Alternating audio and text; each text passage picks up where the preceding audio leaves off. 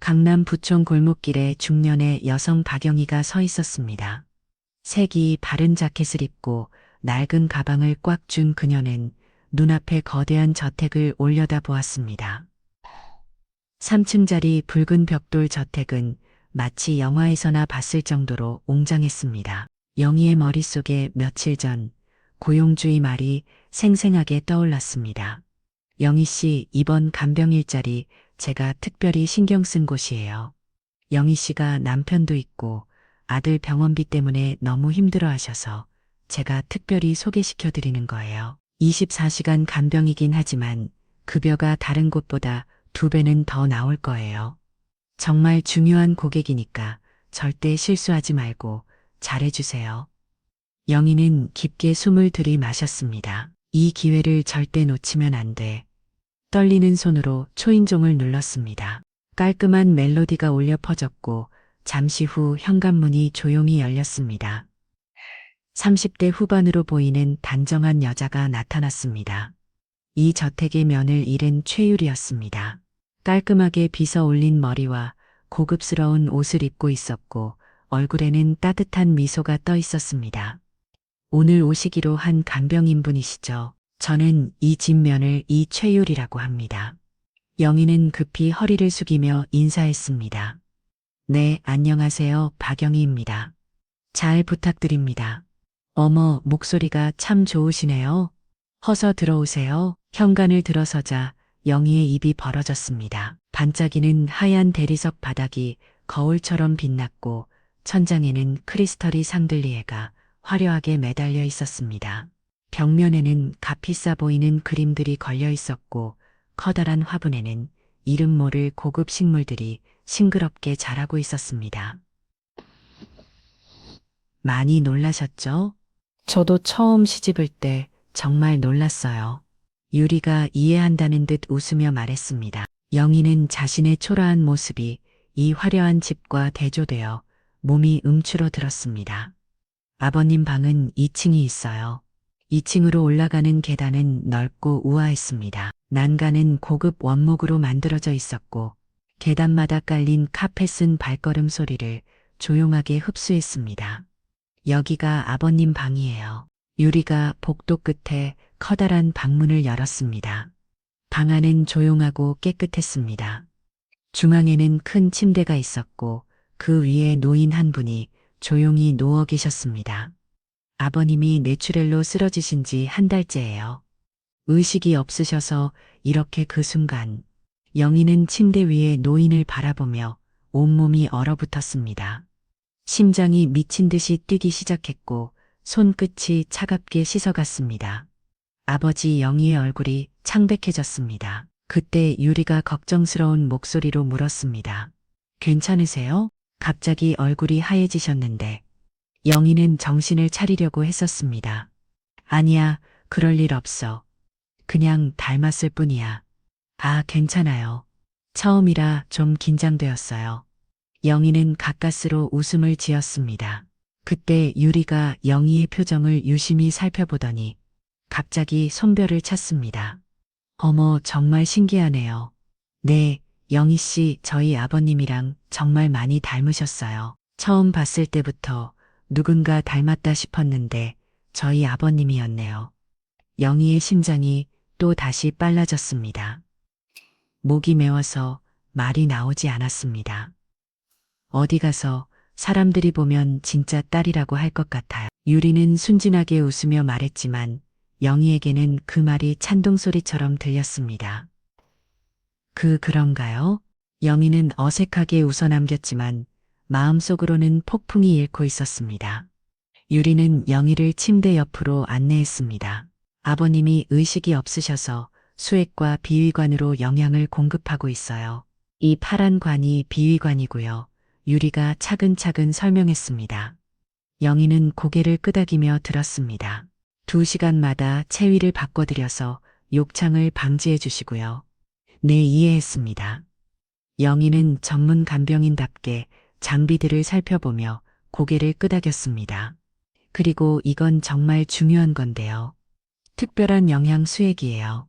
12시간마다 꼭 이걸로 교체해 주세요. 네, 알겠습니다. 영희는 전문가답게 대답했지만 마음 한편으로는 여전히 노인의 얼굴이 신경 쓰였습니다. 더욱 자세히 들여다보고 싶었습니다. 그때 유리가 말했습니다. 저희 이렇게 만난 것도 인연인데 간단히 차 한잔 하실까요? 영희는 고개를 끄덕였습니다. 1층 소파에 잠시 앉아 있자 60대 여성이 차생반을 들고 나타났습니다. 이 집의 가정부인 김순덕이었습니다. 깔끔한 앞치마를 입고 있었지만 표정이 굳어 있었습니다. 순덕 씨 새로 오신 간병인분이에요. 유리가 소개했습니다. 순덕은 영희를 보더니 조용히 고개만 끄덕였습니다. 말 한마디 없이 차를 테이블에 내려놓고는 조용히 주방으로 사라졌습니다. 순덕 씨가 낯을 많이 가리시고 말씀을 거의 안 하세요. 처음엔 좀 사먹하실 수도 있어요. 그래도 이 집에서 20년 동안 일하신 분이고 아버님이 많이 아끼시는 분이에요. 유리의 설명에 영희는 고개를 끄덕였습니다. 하지만 순덕의 차가운 시선이 왠지 불편하게 느껴졌습니다. 영희는 따뜻한 차를 마시며 잠시 마음을 진정시키고 있었습니다. 그때였습니다. 현관 쪽에서 자동차 소리가 들리고 곧이어 현관문이 열렸습니다. 여보 나왔어. 45세의 박태호가 회사에서 돌아왔습니다. 이 집의 아들인 태호는 깔끔한 정장 차림으로 성공한 사업가의 모습이었습니다. 현재는 아버지가 쓰러진 후 회사를 운영하며 이 집안의 실질적인 가장 역할을 하고 있었습니다. 아, 간병인분이 오셨군요. 안녕하세요. 태호는 영희를 보자마자 정중하게 인사했습니다. 안녕하세요, 박영희입니다. 영희는 얼른 일어나 깊게 허리를 숙였습니다. 아버지 일로 고생 많이 끼쳐 드릴 텐데 정말 잘 부탁드려요. 태호의 말투는 진심이 담겨 있었습니다.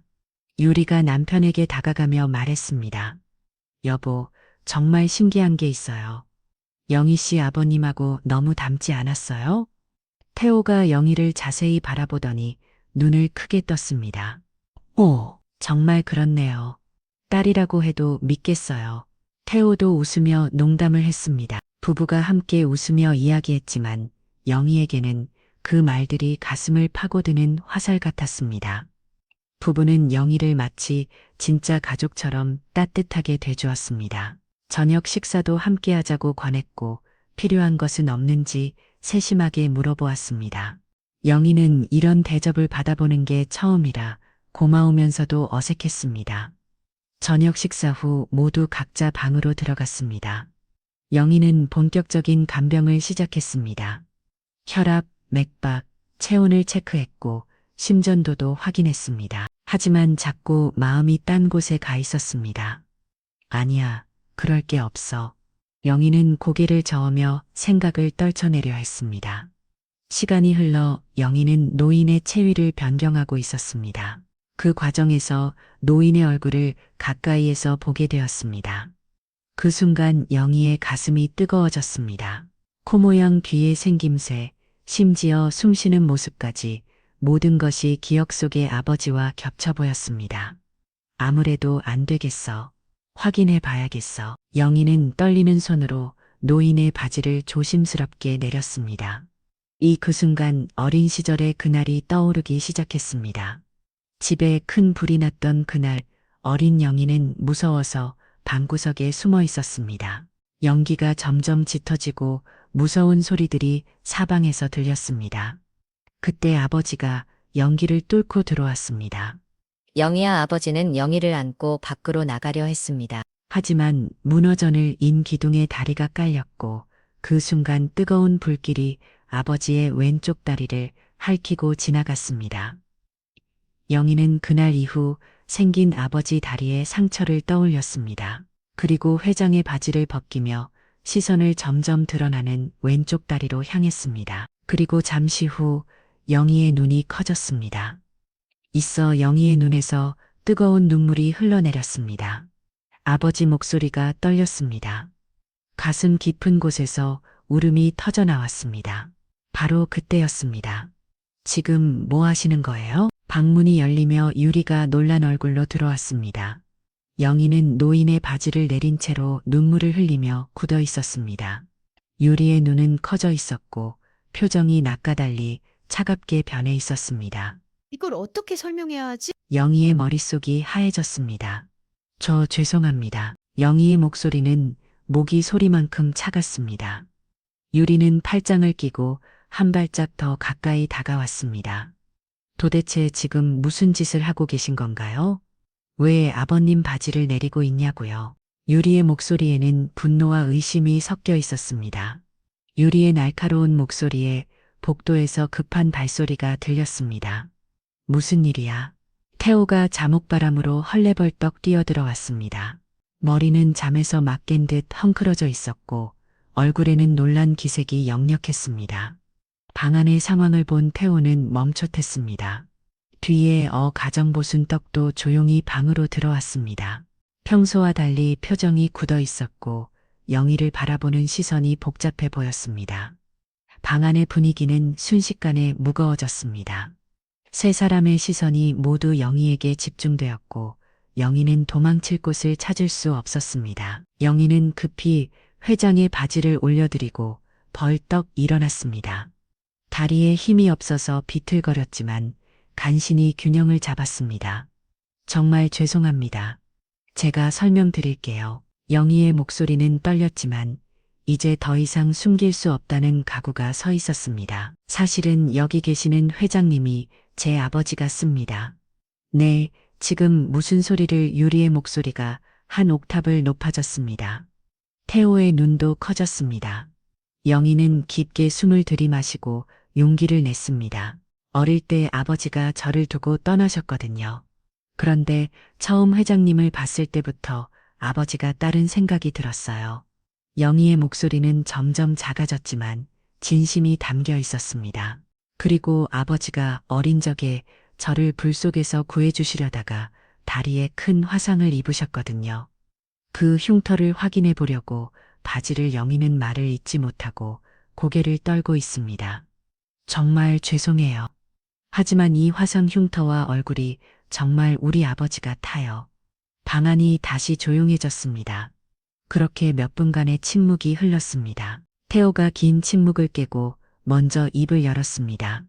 영희 씨, 태호의 목소리는 예상으로 부드러웠습니다. 그러셨군요. 그동안 정말 많이 힘드셨겠어요? 태호의 말에 영희의 눈에서 다시 뜨거운 눈물이 쏟아져 내렸습니다. 영희 씨 마음은 충분히 이해해요. 정말 많이 닮으셨어요. 저희도 처음 봤을 때 놀랐을 정도니까요. 태호는 차근차근 말을 이어갔습니다. 하지만 저희 입장에서도 한쪽 주장만 믿을 수 없어요. 정말 죄송하지만 이런 저희 마음도 이해해 주세요. 영희는 고개를 끄덕였습니다. 당연한 말이었습니다. 갑자기 나타난 간병인이 자신이 회장의 딸이라고 주장하고 있는 상황이었으니까요. 예, 태호는 안심하라는 눈빛으로 말을 이어갔습니다. 하지만 이런 경우에 확실한 방법이 있어요. DNA 검사요. 태호의 제안에 영희의 고개가 번쩍 들렸습니다. DNA 검사요? 네, DNA 검사를 하고 그 결과가 정말 맞다면 저희도 마음의 준비를 하고 영희 씨를 가족으로 받아들일게요. 영희의 얼굴에 희망의 빛이 스쳤습니다. 정말요? DNA 검사는 어떻게 하면 될까요? 저희 회사와 연계된 병원이 있어요. 그곳에서 하면 비밀을 보장하면서 빠르게 검사할 수 있어요. 영희 씨는 머리카락 정도만 빌려주시면 됩니다. 태호의 말에 영희의 가슴이 뛰기 시작했습니다. 그리고 영희 씨 태호가 따뜻한 미소를 지으며 말했습니다. 만약 결과가 기대한 것과 달라도 걱정 마세요. 이미 저희 집에 와주신 이상 저희는 가족이나 마찬가지니까요. 그때 유리도 한 발짝 영희에게 다가왔습니다. 아까의 차가운 표정은 사라지고 따뜻한 미소가 되돌아와 있었습니다. 영희 씨, 아까 소리 지른 거 죄송해요. 너무 놀라서 그랬어요. 유리가 영희의 손을 잡았습니다. 저도 영희 씨가 가족이 됐으면 좋겠네요. 영희는 눈물이 계속 흘러서 말을 제대로 할 수 없었습니다. 정말 감사해요. 다음 날부터 영희의 마음가짐만 완전히 달라졌습니다. 회장을 돌보는 태도가 180도 바뀌었습니다. 더 이상 간병인과 회장의 관계가 아니었습니다.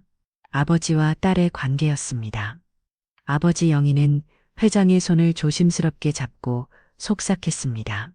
그동안 잘 지내셨어요? 드디어 아버지를 만났는데 왜 이런 모습을 하고 계세요? 제가 열심히 간호해서 꼭 빨리 깨워드릴게요. 영희는 DNA 검사 결과가 나오는 동안 최선을 다해 간병했습니다. 그리고 이틀 후 태호가 심각한 표정으로 영희를 불렀습니다. 영희 씨 결과가 나왔어요. 영희의 심장이 쿵쿵쿵쿵 뛰기 시작했습니다. 거실에 영희, 태호, 유리가 모여 앉았습니다. 순덕도 멀리서 상황을 지켜보고 있었습니다. 태호가 천천히 봉투를 뜯었습니다. 결과지를 꺼내어 있던 이 얼굴 표정이 어두워졌습니다. 영희 씨 태호의 목소리가 무겁고 조심스러웠습니다. 정말 안타깝지만 영희의 얼굴이 창백해지기 시작했습니다. 친부 관계가 아니라고 나왔습니다. 그 순간 영희의 세상이 무너져 내렸습니다. 귀에서 우문거리는 소리가 들렸고 눈앞이 침침해졌습니다. 그럴 리가. 영희의 목소리는 떨렸습니다. 화상 흉터도 똑같고 얼굴도 그렇게 닮았는데. 하지만 과학적으로는 친부 관계가 아니라고 나왔어요. 정말 죄송하지만 저희는 이 결과를 믿을 수밖에 없습니다.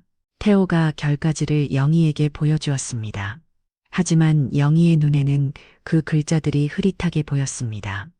눈물로 버벅이 되어서 아무것도 제대로 볼 수 없었습니다. 이럴 수가. 영희는 고개를 흔들며 현실을 부정하려 했습니다. 지난 이틀 동안 느났던 행복이 모두 거짓이었다는 사실을 받아들일 수 없었습니다. 제가 정말 바보였네요. 영희의 목소리가 점점 작아졌습니다. 절망감이 미물처럼 밀려왔습니다. 정말 죄송해요. 정말 죄송합니다. 영희는 고개를 푹 숙이고 흐느끼기 시작했습니다. 50년을 살면서 이렇게 창피하고 절망적인 순간은 처음이었습니다. 제가 주제도 모르고 남의 집에 와서 아버지라고 웃기고 수치심과 절망감이 동시에 밀려왔습니다. 그동안 얼마나 불편하셨을까요? 영희는 엉엉 울기 시작했습니다.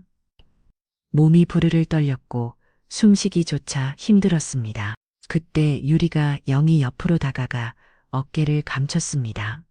영희 씨 그만 오세요. 정말 괜찮아요. 유리의 목소리는 여전히 따뜻했습니다. 충분히 그럴 수 있어요.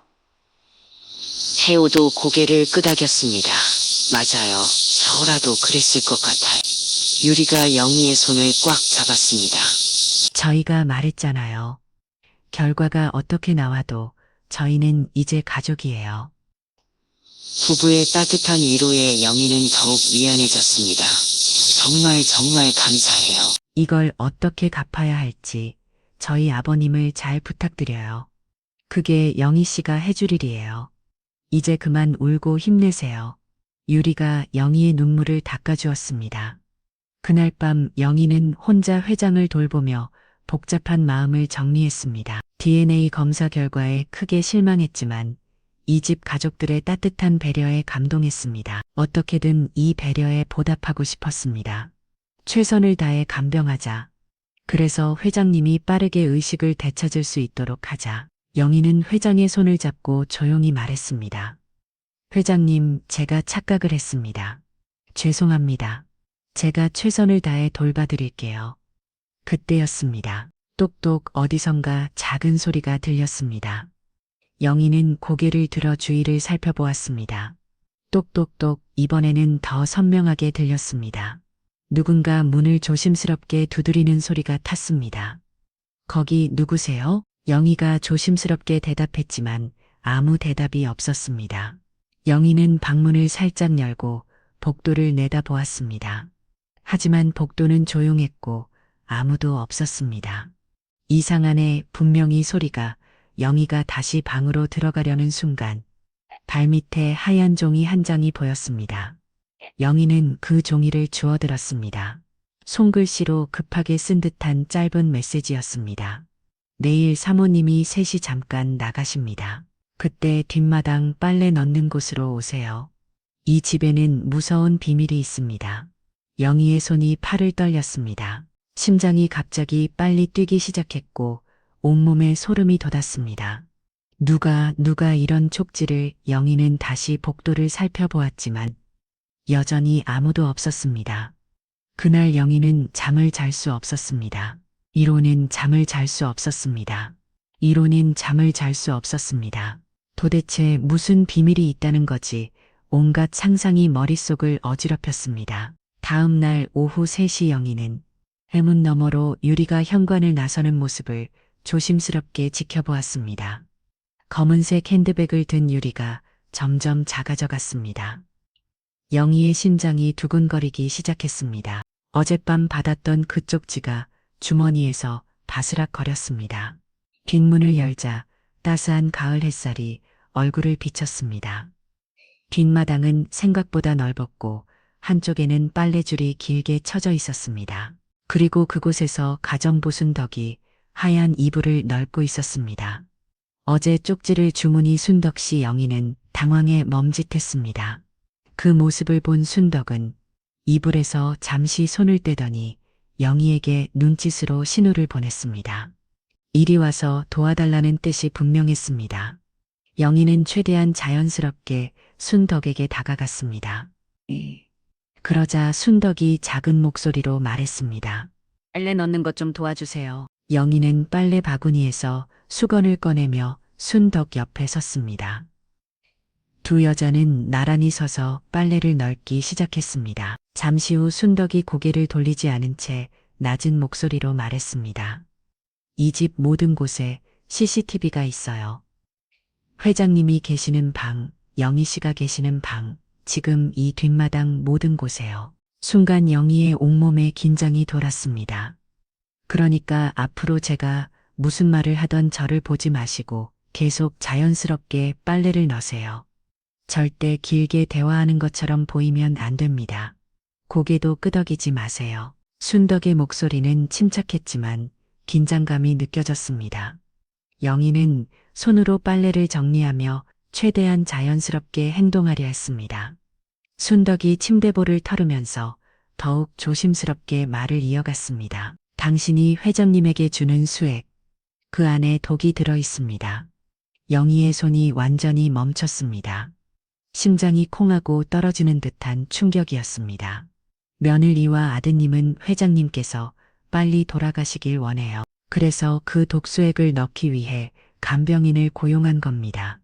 순덕의 말에 영희는 온몸이 얼어붙었습니다. 만약 그게 독이라는 사실이 들킨다면 당신에게 죄를 뒤집어 씌울 거예요. 영희의 얼굴이 하얘졌습니다. 식은 땀이 등줄기를 타고 흘러내리기 시작했습니다. 영희 씨, 제 얘기 듣고 계시죠? 네, 듣고 있습니다. 영희의 목소리는 거의 들리지 않을 정도로 작았습니다. 순덕이 계속해서 경고했습니다. 그 수액 들고 경찰서 갈 생각 같은 건 하지 마세요. 영희가 놀란 눈으로 순덕을 바라보았습니다. 말씀드렸다시피 이 집엔 CCTV가 모든 곳에 설치되어 있고 아드님은 경찰, 검찰 등 높은 위치에 있는 사람들과 친분이 깊기 때문에 섣불리 움직였다간 당신 목숨도 위험합니다. 순덕이 겪는 질로 영희를 보고 다시 말을 이어갔습니다. 이 집에 유일하게 CCTV가 없는 곳은 단 하나, 며느리 이와 아드님이 사용하는 화장실입니다. 그 화장실에 들어가서 변기를 밟고 천장 환풍기를 열면 제가 그동안 모아놓은 증거가 있을 겁니다. 네? 그 증거를 확인해 보세요. 그리고 순덕이 잠시 주위를 살펴보더니 더욱 조심스럽게 말했습니다. 제가 하나 의심하는 게 있습니다. 그 DNA 검사요. 순덕의 말에 영희가 집중하기 시작했습니다. 그들은 회장님이 빨리 돌아가시길 원하고 있어요. 재산을 독차지하려고요. 그런 상황에서 만약 다른 자식이 나타난다면 그들은 어떤 기분일까요? 싫어하겠죠. 영희가 작은 목소리로 대답했습니다. 네, 이건 확실하지 않지만 아마 그 DNA 검사 가짜의 확률이 있습니다. 영희의 가슴이 뛰기 시작했습니다.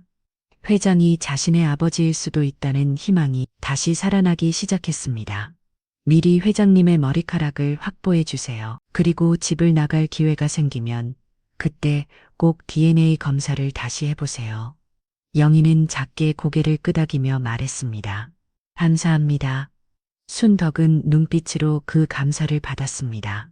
빈마당에서의 대화가 끝나고 영희는 급히 집 안으로 들어갔습니다. 온몸이 떨렸지만 유리가 없는 지금이 증거를 확인할 수 있는 기회였습니다. 영희는 떨리는 손으로 방문을 조심스럽게 열었습니다. 침실 안으로 들어가니 한쪽에 화장실 문이 보였습니다. 화장실 문을 열고 들어가자 작지만 깨끗한 공간이 나왔습니다. 영희는 문을 잠그고 천장을 올려다 보았습니다. 천장을 보니 환풍기가 있었습니다. 떨리는 손으로 환풍기 덮개를 열었습니다. 환풍기 안쪽을 덮어보니 비닐 포장된 꿔러미가 만져졌습니다. 영희는 조심스럽게 그것을 꺼냈습니다. 꿔러미를 열어보니 작은 녹음기와 사진들이 들어있었습니다. 작은 권한 거짐동기와 사진들이 들어있었습니다. 영희는 떨리는 손으로 녹음기를 켰습니다. 유리의 목소리가 선명하게 들렸습니다.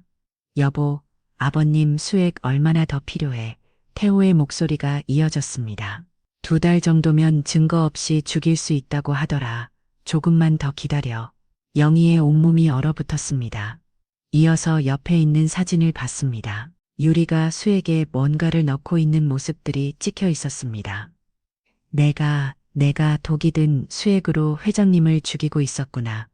영희는 벌벌 떨며 중얼거렸습니다. 갑자기 분노가 치밀어 올랐습니다. 자신을 이용해서 살인을 저지르게 한 그들에 대한 분노 그리고 자신의 무지에 대한 분노가 뒤섞였습니다. 이 악마 같은 놈들. 바로 그때 현관문이 열리는 소리가 들렸습니다. 다녀왔어요. 유리의 목소리였습니다.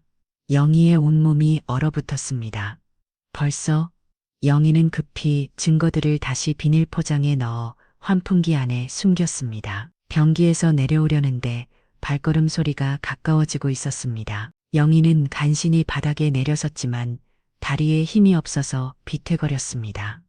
유리가 침실로 들어오는 소리가 들렸습니다. 화장실에 누가 있나?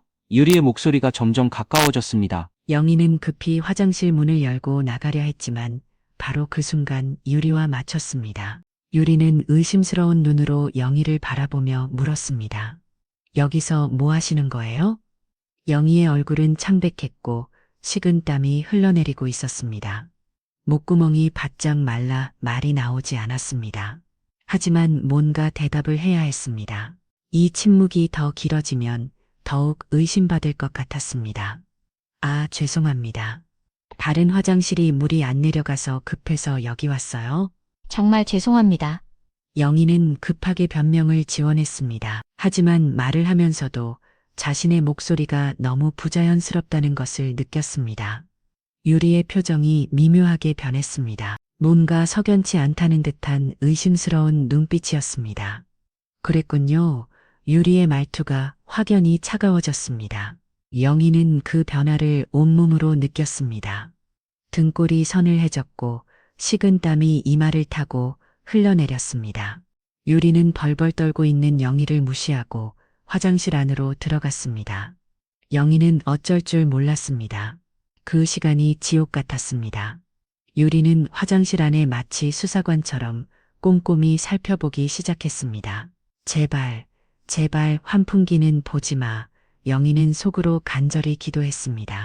만약 유리가 천장을 올려다보고 환풍기를 확인한다면, 그곳에 숨겨진 증거들이 발견된다면 상상만으로도 온몸이 오싹했습니다.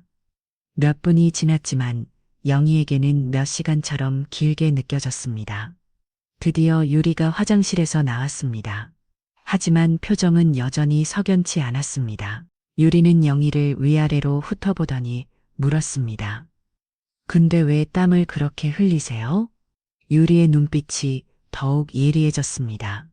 영희는 또다시 당황했습니다.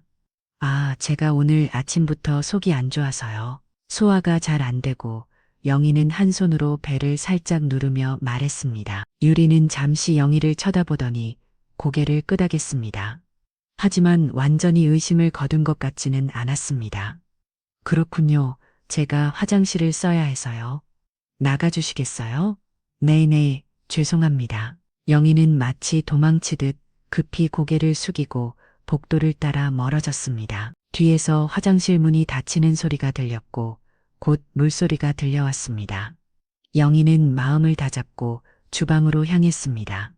주방에 들어가니 순덕이 설거지를 하고 있었습니다. 순덕은 영희를 보자 말을 하지 않고 눈으로만 인사했습니다. 영희는 자연스럽게 냉장고로 다가갔습니다. 냉장고 문을 열면서 순덕에게 등을 보였습니다. 증거는 봤어요. 근데 면을 이와 마주쳤습니다. 괜찮을까요? 순덕의 설거지하는 손이 잠깐 멈췄습니다. 하지만 곧 다시 그릇을 닦기 시작했습니다. 그렇군요. 순덕의 목소리에도 걱정이 섞여 있었습니다. 모르겠습니다. 운에 맡겨야죠. 발견하지 못하길. 일단 저희는 저희가 할 수 있는 일을 합시다. 오늘 그 수액을 확보해 주세요.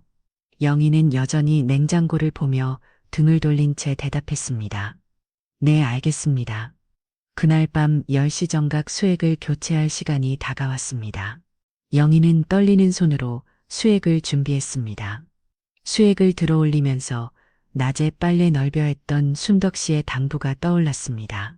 오늘 수액을 교체할 때 회장님 왼쪽 다리 45도 각도에 서서 하세요. 거기 서면 카메라가 가려집니다. 그때 독수액 대신 일반 수액으로 바꾸시고 독수액은 침대 밑으로 밀어주세요. 제가 나중에 청소할 때 회수하겠습니다. 영희는 평소와 같이 수액을 들고 자연스럽게 회장에게 다가갔습니다. 하지만 속으로는 심장이 미친 듯이 뛰고 있었습니다. 침대 옆에 다가간 영희는 자연스럽게 위치를 조정했습니다. 카메라 쪽을 등으로 가리면서 재빨리 행동을 시작했습니다. 손이 너무 떨려서 연결 부위를 맞추기가 쉽지 않았습니다. 한 번, 두 번 시도 끝에 간신히 연결해 성공했습니다. 영희는 수액백을 바닥에 내려놓고 발로 살짝 밀었습니다. 수액백이 침대 밑 깊숙한 곳으로 굴러 들어갔습니다. 그리고 영희는 회장님의 얼굴을 살펴보는 척하며 머리카락을 몇 가닥 뽑았습니다.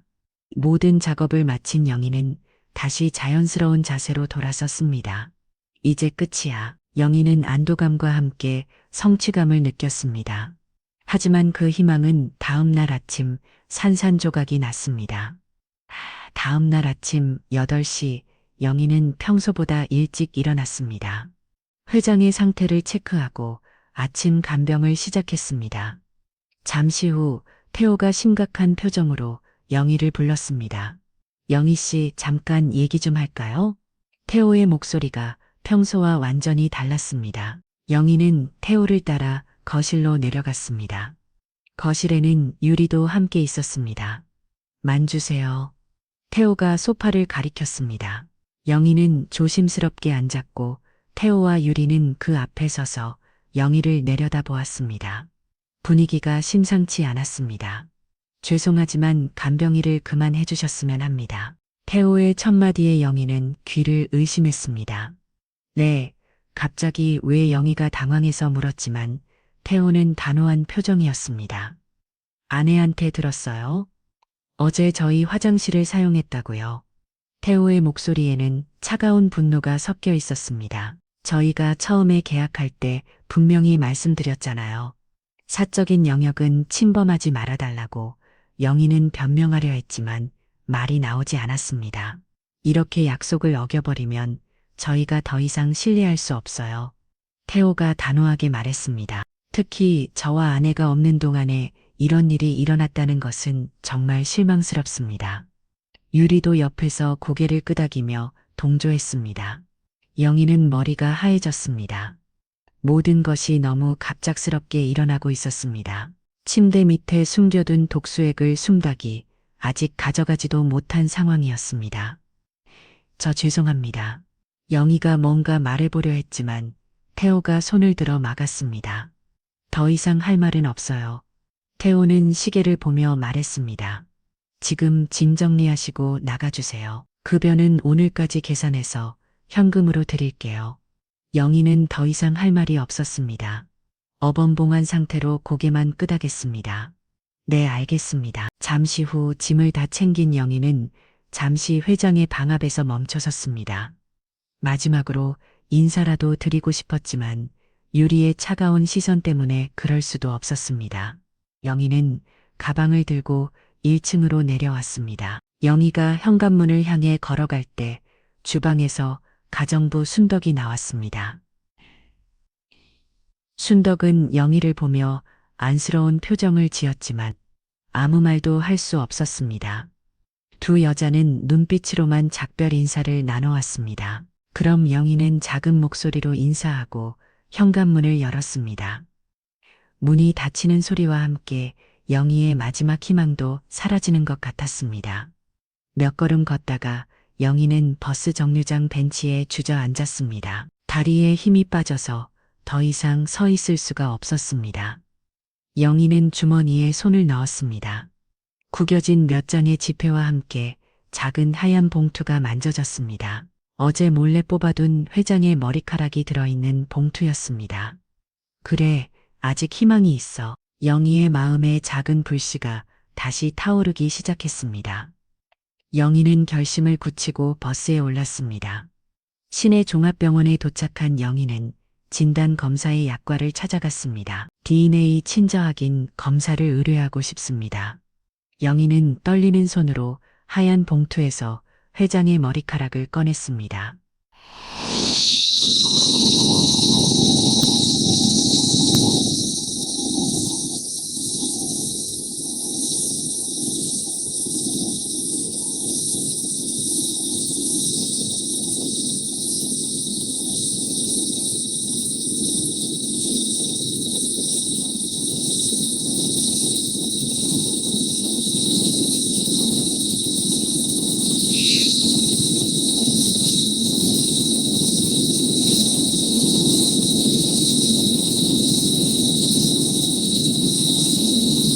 영희는 접수중을 받아들고 병원을 나섰습니다. 병원에서 나온 영희는 시외 버스터 민호로 향했습니다.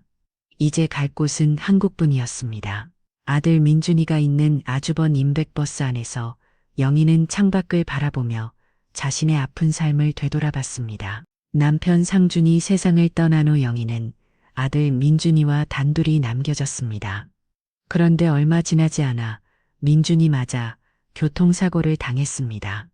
다행히 생명에는 지장이 없었지만 시력을 잃었습니다. 서울 대경영학과를 졸업하고 대기업에 취직해서 밝은 미래를 꿈꾸던 아들이 하루아침에 시각장애인이 된 것입니다.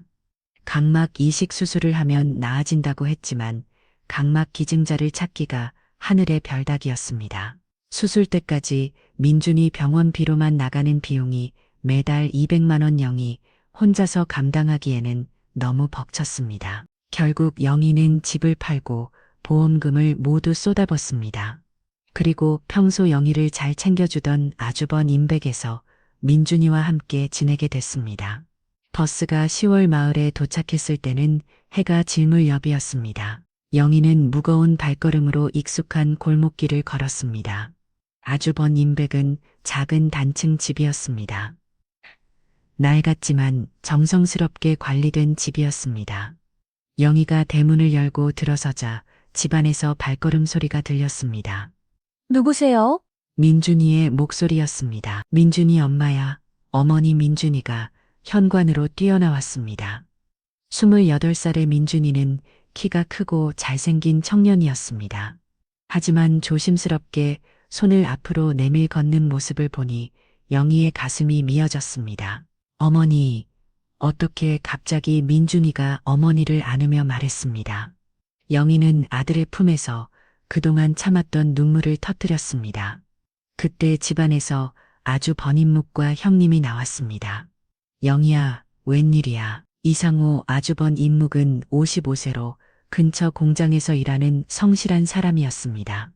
키는 크지 않았지만 든든한 체격이었고 항상 따뜻한 미소를 지었습니다.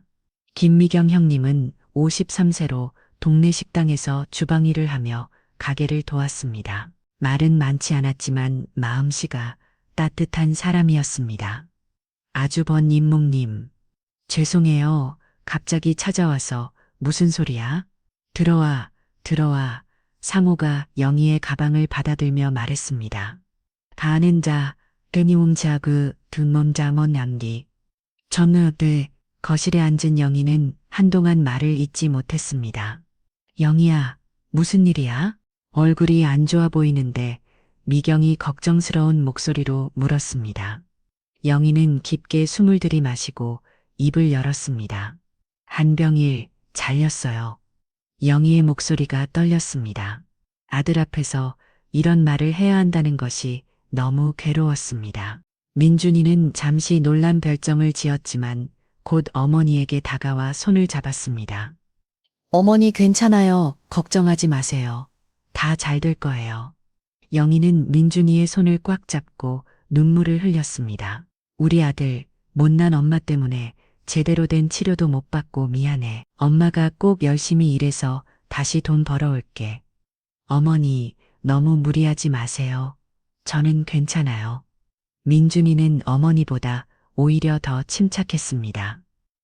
저는 지금도 충분히 행복해요. 큰 아버지, 큰 어머니가 이렇게 잘 돌봐주시잖아요. 상호가 영희의 어깨에 손을 올리며 말했습니다. 괜찮아 영희야. 너가 다시 일어설 때까지 민준이도 너도 우리가 끝까지 책임질 테니까 걱정 마. 미경도 다가와 말했습니다. 그래 영희야. 무리하지 말고 천천히 해. 우리가 도울게. 가족이잖아. 영희의 눈에 눈물이 쏟아지기 시작했습니다. 감사해요. 제가 꼭 나중에 다 갚을게요. 감사할게. 뭐 있어? 우리가 남나며? 그러니까 그만 울어. 알겠지? 상호가 웃으며 말했습니다. 영희는 눈물을 닦으며 고개를 끄덕였습니다. 그날 밤 영희는 작은 방에서 잠자리에 들었습니다. 하지만 잠이 오지 않았습니다. 곧 DNA 검사 결과가 나옵니다. 그 결과에 따라 자신의 인생이 완전히 달라질 수도 있습니다. 다음 날 오후 새식 영희는 소파에 앉아 TV를 보고 있었습니다. 그때 전화가 울렸습니다. 네, 여보세요? 박영희 씨죠? 대한종합병원 진단검사의 악과입니다. 영희의 손이 떨렸습니다. 네, 맞습니다. DNA 검사 결과가 나왔습니다. 병원에 와보세요. 네네, 바로 가겠습니다. 진단검사의 악과에 도착한 영희는 접수 창고에서 자신의 이름을 말했습니다. 박영희입니다. DNA 검사 결과 받으러 왔어요? 네, 잠시만요. 직원이 컴퓨터를 확인하더니 봉투 하나를 꺼냈습니다. 영희는 떨리는 손으로 봉투를 받았습니다. 봉투를 뜯는 것조차 쉽지 않았습니다. 드디어 결과지를 꺼냈습니다. 복잡한 숫자들과 용어들이 적혀 있었지만 가장 중요한 부분은 굵은 글씨로 써 있었습니다. 침부 확률 99.9%. 영희의 눈이 커졌습니다. 결과지를 다시 또 한 번 확인했습니다. 아, 아버지. 영희는 그 자리에서 무릎이 꺾일 뻔했습니다. 괜찮으세요? 직원이 걱정스럽게 물었습니다. 네, 괜찮아요. 영희는 결과지를 가슴에 꽉 안고 병원을 나섰습니다. 밖으로 나오자 가을 바람이 차갑게 불었습니다. 하지만 영희의 마음은 바람보다 더 차갑고 복잡했습니다. 그리워했던 아버지를 다시 만났지만 지금 의식불명 상태로 죽음의 문턱에서 헤매고 있었습니다. 이제 어쩌지? 어떻게 아버지를 구하지? 순간 영희의 머릿속에 순덕의 얼굴이 떠올랐습니다. 그리고 침대 밑에 숨겨둔 독수액이 생각났습니다. 잠시 후 영희의 눈빛이 반짝 빛났습니다. 그래, 해보자. 해가 완전히 지고 가로등이 하나도 켜지기 시작하는 저녁 8시 영희는 터덜터덜 걸어서 익숙한 저택 앞에 도착했습니다. 영희의 눈빛은 그 어느 때보다 비장했습니다. 영희는 깊게 숨을 들이마시고 초인종을 눌렀습니다. 초인종 소리가 고요한 저택에 울려 퍼졌습니다. 잠시 후 현관문이 조심스럽게 열렸습니다. 누구 새 문을 연 가정부 순덕은 말을 잇지 못했습니다. 영희 씨, 순덕의 목소리는 믿을 수 없다는 듯이 떨렸습니다. 순덕 씨, 지금 당장 태호 씨와 유리 씨를 보고 싶어요. 집에 있죠? 순덕은 잠시 말을 잇지 못했습니다. 그런데 영희 씨 알아요. 영희가 순덕의 말을 자르며 말했습니다. 하지만 꼭 만나야 할 일이 있어요. 순덕은 잠시 망설이다가 뒤를 돌아보았습니다. 거실에서 저녁 식사하는 소리가 들렸습니다. 들어오세요. 순덕이 문을 활짝 열어주며 걱정스럽게 속삭했습니다. 무슨 일인지는 묻지 않을게요. 하지만 조심하셔야 합니다. 희운의 원영저이부, 희운의 원영저이부, 김잔도 어머니머니부, 희운의 원영저이부, 희운의 원영저이부, 희운의 원영저이부, 희운의 원영저이부, 희운의 원영저이부, 희운의 원영저이부, 증전든 전백해, 이운의 원영저이부, 이운의 원영저이부, 이운의 원 증전든. 영희는 작게 미소 지으며 고개를 끄덕였습니다. 영희가 현관을 들어서자 익숙한 대리석 바닥과 화려한 샹들리에가 눈에 들어왔습니다. 모든 것이 며칠 전과 똑같았지만 이제 영희에게는 모든 것이 가진스럽게만 보였습니다. 거실에서는 태호와 유리가 저녁 식사 중이었습니다. 두 사람 모두 영의 존재를 전혀 눈치채지 못하고 있었습니다. 오늘 그 계약건 정말 힘들었어. 태호가 불평하며 말하다가 거실 입구에 서 있는 영희를 보았습니다. 젓가락을 든 손이 공중에서 멈췄습니다. 밥알 별개가 바닥에 떨어졌습니다. 유리도 태호의 시선을 따라 돌아보더니 숟가락을 떨어뜨렸습니다. 영희 씨, 태호가 믿을 수 없다는 표정으로 천천히 일어서며 말했습니다. 무슨 일로 다시 오신 거죠? 유리도 당황해서 급히 일어났습니다. 영희는 대답하지 않고 거실 안으로 들어가 소파에 자연스럽게 앉았습니다. 마치 이 집의 주인인 것처럼 당당한 모습이었습니다. 회장님은 어떠세요? 영희가 차분하게 물었습니다. 바로 그때 2층에서 발걸음 소리가 들렸습니다. 누군가 급한 듯이 계단을 내려오고 있었습니다. 사모님, 회장님, 수액이 떨어져서 교체해야. 계단을 내려온 사람은 새로운 간병인이었습니다. 안녕하세요. 영희가 새 간병인에게 정중하게 인사했습니다. 저는 전에 여기서 일했던 간병인이에요. 간병인은 어리둥절한 표정으로 영희를 바라보았습니다. 하지만 거실의 분위기가 심상치 않다는 것을 본능적으로 느꼈습니다. 만주세요. 영희가 간병인에게 말했습니다. 간병인은 망설이다가 소파 한쪽에 조심스럽게 앉았습니다. 영희는 주머니에서 구겨진 종이를 꺼냈습니다. DNA 검사 결과지였습니다. 태호와 유리의 눈빛이 순간 변했습니다. 당신들 DNA 결과 조작했지.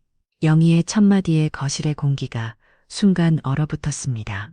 새로운 간병인은 무슨 말인지 몰라 당황했고 가정보순덕은 표정이 굳어진 채 상황을 지켜보았습니다. 내가 다시 병원에 맡긴 결과 회장님은 우리 아버지로 밝혀졌어.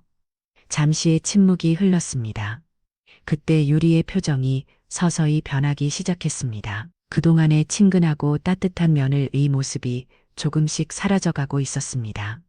태호도 마찬가지였습니다. 당황했던 표정이 점점 차가워지고 있었습니다. 그게 왜 태호의 목소리가 갑자기 변했습니다. 존댓말에서 반말로 그리고 완전히 다른 톤으로 바뀌었습니다. 너는 우리 집안의 가족이 될 수 없어.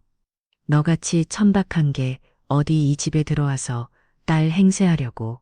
DNA 결과 조작. 그래 내가 있다. 그거 일도 아니야. 그리고 있잖아. 태호는 영희에게 점점 가까이 다가오더니 소름 끼치는 눈을 하고 작게 속삭했습니다.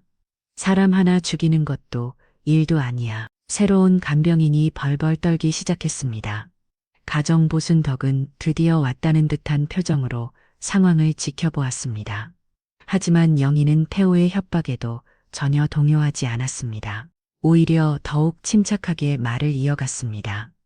내가 이 DNA 결과 하나 가지고 여길 찾아왔다고 생각해. 너네 우리 아버지 죽이려고 했지. 영희가 새로운 간병인을 바라보며 물었습니다. 당신한테도 12시간마다 수액 교체하라고 했나요? 간병인이 놀란 눈으로 영희를 바라보며 대답했습니다. 네, 그 수액 안에 독이 들어있어요. 회장님을 죽이는 독이죠. 간병인이 더욱 벌벌 떨기 시작했습니다. 대체 무슨 소리 하는 거야? 너 왜 이래? 미쳤어. 유리가 발끈하며 소리쳤습니다. 미쳤냐고? 많이 너네가 미친 거지. 나한테는 증거도 있어. 영희가 단호하게 말했습니다. 내가 그날 왜 너네 화장실에 들어갔는지 알아? 태호와 유리의 얼굴이 더욱 굳어졌습니다. 거기 천장 안에 너네가 우리 아버지를 죽이려고 한다는 증거를 모아놨거든. 거짓말. 유리가 소리쳤습니다. 태호가 급히 순덕을 보며 소리쳤습니다. 순덕 씨, 지금 당장 가서 확인해. 순덕이 마지막에 화장실로 갔습니다. 거실에는 무거운 침묵이 흘렀습니다. 몇 분 후 순덕이 비닐 포장된 꾸러미를 들고 내려왔습니다. 태호와 유리가 그 꾸러미를 보자 얼굴이 하얘졌습니다. 태호가 영희를 붙잡으며 소리쳤습니다. 너 지금 이 사실 누구한테 얘기했어? 경찰한테 얘기했어? 영희는 비웃으며 말했습니다. 많이 이제 여기서 나가서 말하려고. 죄를 지었으면 죄값을 치러야지. 영희의 말을 들은 태호는 잠시 멈춰서 있던 이 갑자기 작게 웃기 시작했습니다. 처음에는 작은 웃음이었지만 점점 커져갔습니다. 하하, 마침내 태호는 머리를 뒤로 젖히며 미친 듯이 웃어댔습니다. 그 웃음소리가 거실 전체에 섬뜩하게 울려 퍼졌습니다. 새로운 간병인은 그 소리에 온몸이 오싹해져서 소파 끝으로 몸을 옮치렸습니다. 가정 부순덕도 얼굴이 굳어진 채 태호를 바라보았습니다. 이 미친년이. 태호의 웃음이 갑자기 멈췄습니다. 그리고 영희를 바라보는 눈에는 광기가 서려 있었습니다. 내가 이 자리까지 어떻게 온지 알아? 태호의 목소리는 차가웠지만 그 안에 무서운 기운이 흘렀습니다. 방해가 되는 놈들 하나둘씩 다 정리해가며 올라왔어. 태호가 천천히 영희에게 다가가며 말했습니다. 태호의 얼굴에는 이제 완전히 다른 사람의 모습이 드러나 있었습니다. 너 사람 잘못 건드렸어. 태호가 가정부와 새로운 간병인을 차례로 바라보며 말했습니다. 미안하지만 이 미친년 때문에 너네도 죽어줘야겠다. 새로운 간병인은 더 이상 참지 못하고 울음을 터뜨렸습니다. 제발, 저는 정말 아무것도 몰라요. 태호가 주머니에서 휴대폰을 꺼내며 음산하게 웃었습니다. 자, 이제 마무리를 해볼까? 태호가 전화번호를 누르는 소리가 거실에 또렷하게 들렸습니다. 빗빗빗 신호음이 울리고 곧 상대방이 받았습니다. 나야. 너네 두목 어디 있어? 바꿔봐. 잠시 기다리는 동안 태호는 영희를 노려보며 입꼬리를 올렸습니다. 그래. 진모가 나. 태호다. 전화 너머로 남자의 굵은 목소리가 들렸습니다. 사람 좀 처리해야겠다. 여자 3명인데 지금 우리 집에 있어. 우리 집 알지? 태호가 영희를 보며 계속 말했습니다. 증거 없이 깔끔하게 처리해줘. 30분 안에 올 수 있지. 전화를 끄는 태호가 만족스러운 표정으로 영희를 바라보았습니다. 새로운 간병인이 바닥에 무릎을 꿇고 비우기 시작했습니다. 제발, 제발 살려주세요. 저는 정말 아무것도 몰라요. 아이들이 기다리고 있어요. 간병인의 절규가 거실에 울려 퍼졌지만 태호는 전혀 신경 쓰지 않았습니다. 가정 부순덕도 얼굴이 하얗게 질려서 벽에 등을 기대고 서 있었습니다. 하지만 영희는 달랐습니다. 여전히 소파에 똑바로 앉아서 태호를 바라보고 있었습니다. 두려움 따위는 전혀 보이지 않았습니다. 태호가 영희에게 다가가며 말했습니다. 그래, 언제까지 네가 그렇게 기고만장할지 보자. 이따가 죽을 때 살려달라거나 하지 말라고. 하지만 영희는 전혀 굴복하지 않았습니다. 오히려 태호를 똑바로 바라보며 단호하게 말했습니다. 이 쓰레기 같은 새끼 영희의 목소리에는 흔들림이 전혀 없었습니다. 너 같은 새끼는 이 세상에서 없어져야 해. 태호의 얼굴이 분노로 일그러졌습니다.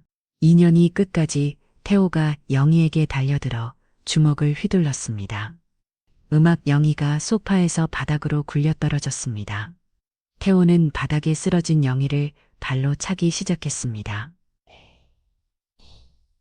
어디 더 되들어봐. 영희는 바닥에서 몸을 웅크리며 맞고 있었지만 여전히 굴복하지 않는 눈빛을 유지했습니다. 바로 그때였습니다. 등동, 현관 벨 소리가 거실에 울려 퍼졌습니다. 야과 폭행을 멈추고 벨 소리를 들었습니다. 벌써 왔나? 태호가 거실 벽에 걸린 인터폰으로 다가가 버튼을 눌렀습니다. 모니터에는 3명의 남자가 서 있는 모습이 보였습니다. 빨리 왔네? 역시 건달들이 일 처리는 빨라. 태호가 만족스러운 표정으로 말했습니다. 곧 현관문이 열리는 소리가 들렸고 발걸음 소리가 계단을 올라오고 있었습니다. 잘 가라 이년아? 태호가 바닥에 쓰러진 영희를 내려다보며 말했습니다. 발걸음 소리가 점점 가까워졌습니다. 거실 입구에 3명의 사람이 나타났습니다. 그 순간 메일 앞에 남자가 큰 소리로 소리쳤습니다. 박태호 씨, 당신을 살인 미 살인교사 혐의로 긴급 체포합니다. 순간 거실이 조용해졌습니다. 태호의 얼굴이 믿을 수 없다는 표정으로 변했습니다. 뭐라고? 들어온 사람들은 조직폭력배가 아니라 경찰이었습니다. 이게 무슨 태호가 당황해서 뒤로 물러섰습니다. 유리도 얼굴이 하얗게 질려서 어쩔 줄 몰라 했습니다. 바닥에 쓰러져 있던 영희가 천천히 일어났습니다. 그리고 주머니에서 휴대폰을 꺼냈습니다. 휴대폰 화면에는 통화 중이라는 표시가 떠 있었고 일일이 번호가 찍혀 있었습니다. 영희가 아픈 배를 부여잡고 미소 지으며 말했습니다. 잘 가라 이 자식아. 태호와 유리는 이제야 모든 것을 깨달았습니다.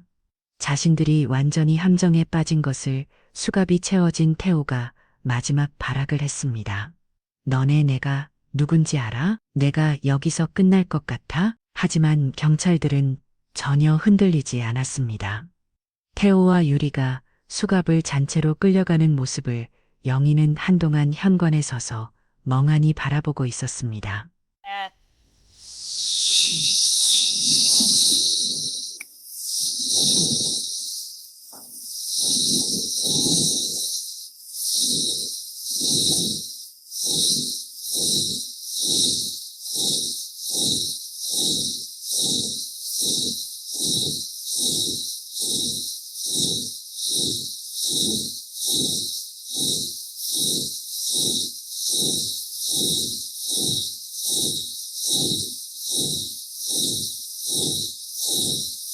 거실로 돌아오니 새로운 간병인이 소파에 앉아 아직도 발발을 떨고 있었습니다. 끝난 건가요? 새로운 간병인이 떨리는 목소리로 물었습니다. 네, 이제 정말 끝났어요. 영희가 지친 목소리로 대답했습니다. 영희는 새로운 간병인에게 다가가 정중하게 말했습니다. 선생님, 정말 죄송했습니다. 오늘 이런 무서운 일에 휘말리게 해서 이제 여기서 나가셔도 돼요. 아무 문제 없을 거예요. 간병인은 잠시 망설이다가 일어났습니다. 그럼 회장님은 누가 돌보시나요? 제가 돌볼 거예요. 영희가 미소를 지으며 대답했습니다. 간병인은 고개를 끄덕이고 자신의 가방을 챙겼습니다. 조심히 들어가세요. 영희가 간병인을 현관까지 배웅이했습니다. 문이 닫히고 나자 집에는 가정부 순덕과 영희만 남게 되었습니다. 두 여자는 잠시 말없이 서로를 바라보았습니다. 순덕 씨 영희가 먼저 입을 열었습니다. 정말 고생하셨습니다. 순덕이 고개를 저으며 대답했습니다. 당연한 일을 했을 뿐이에요. 아니에요. 순덕 씨가 아니었다면 아버지는 영희의 목소리가 떨렸습니다. 그동안 정말 고마웠어요.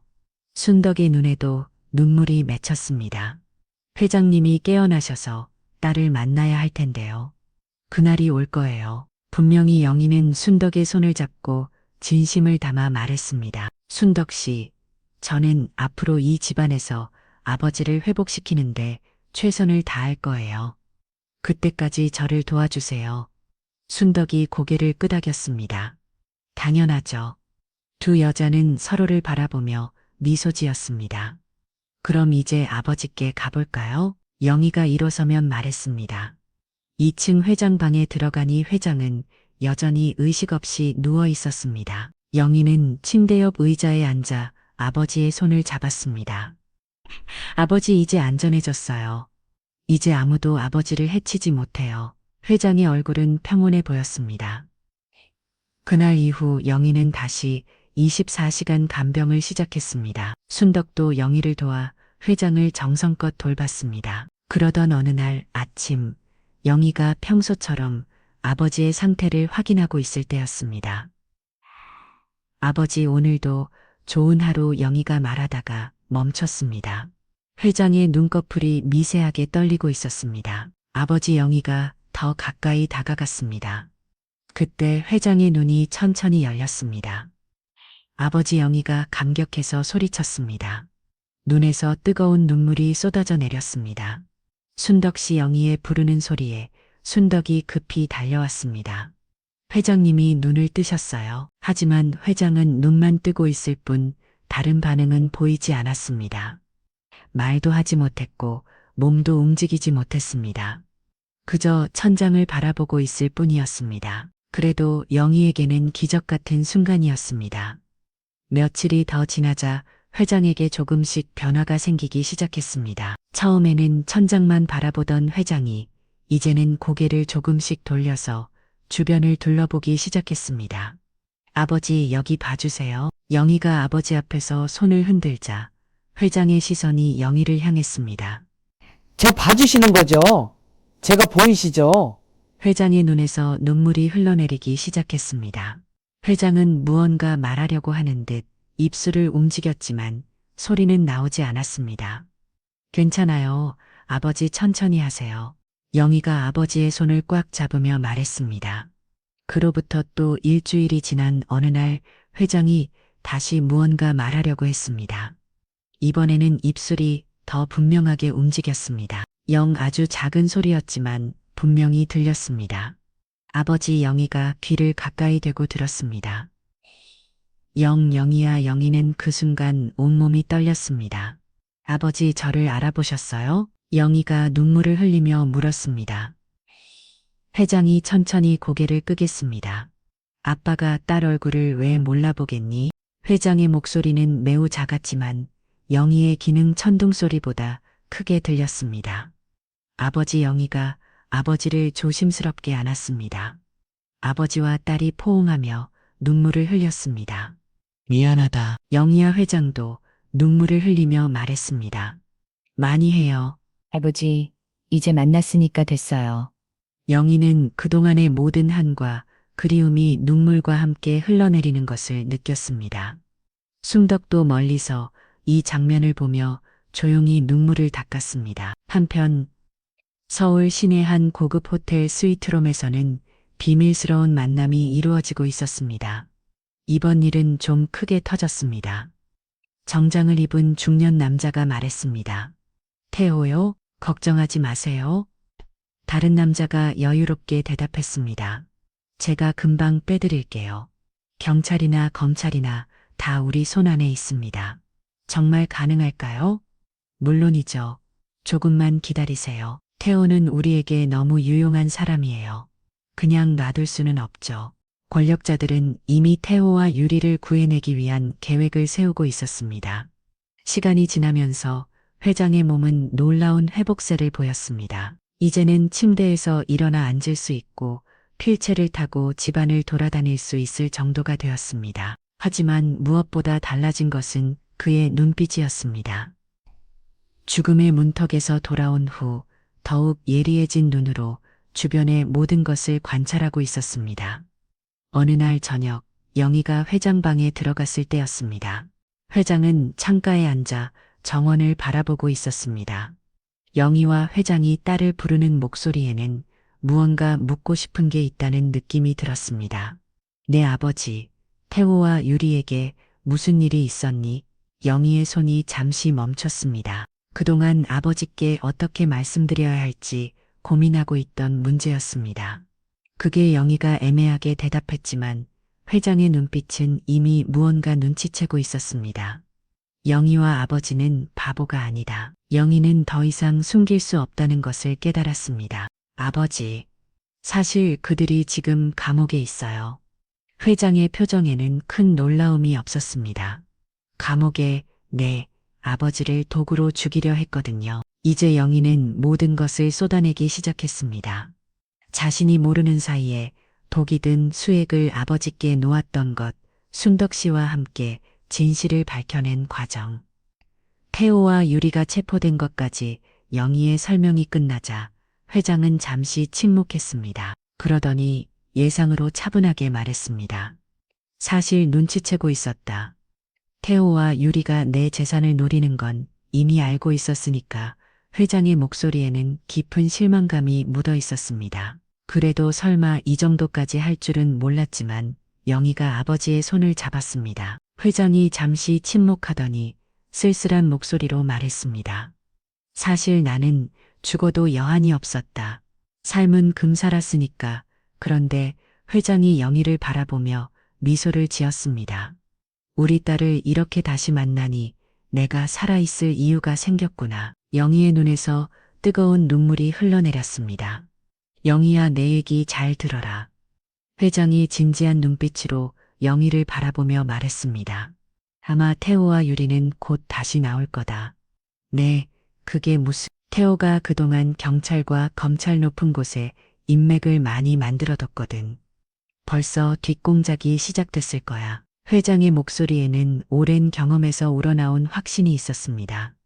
하지만 걱정하지 마라. 회장이 딸을 바라보며 말했습니다. 네 곁에는 이 아비가 있자니. 그 말에는 40년간 사업길을 주름잡아온 거물의 위험이 담겨 있었습니다. 이제 내가 직접 나서야겠구나. 다음 날 아침 회장이 침대 옆 서랍에서 휴대폰을 꺼내 전화를 걸었습니다. 채비서 전원 어머로 놀라는 기색이 역력했습니다. 회장님 괜찮으십니까? 그래, 나 완전히 깨어났다. 지금 나를 데리고 와줄래? 회사에 가려고 해. 네, 바로 가겠습니다. 1시간 후 검은색 고급 세단이 저택 앞에 멈춰섰습니다. 60대 초반의 단정한 남자가 급히 현관으로 뛰어왔습니다. 회장님, 채비서는 휠체어에 앉은 회장을 보고 감격했습니다. 채비서, 그동안 고생 많았어. 회장님이 쓰러지신 후 정말 힘들었습니다. 특히 태호 전무가 사라진 후 로는 채비서가 말을 멈췄습니다. 태호의 상황을 회장이 알고 계시는지 확실하지 않았기 때문입니다. 태호 일은 다 알고 있다. 자세한 건 가면서 보고해라. 차 안에서 채비서는 그동안의 상황을 자세히 보고했습니다. 태호 전무가 갑자기 경찰 조사를 받는다는 소식이 회사에 퍼진 후 임직원들이 많이 동요했습니다. 그럴만하지. 처음에는 단순한 수사인 줄 알았는데 시간이 지나면서 심각한 사건이라는 걸 모두가 알게 됐습니다. 솔직히 말씀드리면 임직원들 사이에서는 회장님께 무슨 일이 있었던 게 아니냐는 추측들이 나들고 있습니다. 역시 그렇구나. 그리고 태호 전무 부재로 인해 중요한 프로젝트 몇 개가 중단됐고 주가도 많이 떨어졌습니다. 회장은 고개를 끄덕이며 들었습니다. 채비서 회사에 도착하자마자 임원들을 긴급 소집시켜주게. 네, 알겠습니다, 회장님. 잠시 후 대회의실에는 모든 임원들이 모였습니다. 회장이 상석에 앉자 회의실에는 숙연한 분위기가 흘렀습니다. 여러분, 오랜만에 뵙습니다.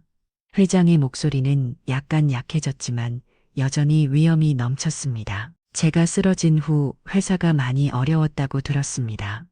임원들이 고개를 숙였습니다. 하지만 이제 제가 돌아왔으니 차근차근 정상화시켜 나가겠습니다. 회장이 회의실을 둘러보며 말했습니다.